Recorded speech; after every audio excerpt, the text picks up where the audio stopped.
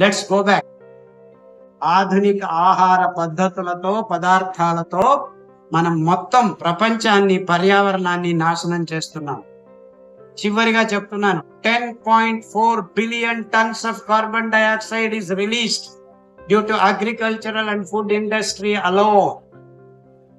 Remaining $3 billion అన్ని చటువటికల నుంచి వస్తుంది.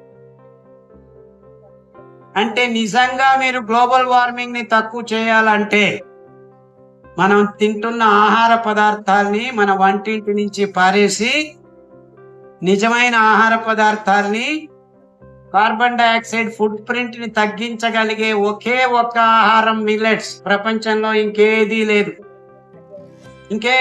లేదు. There is nothing you can do about it.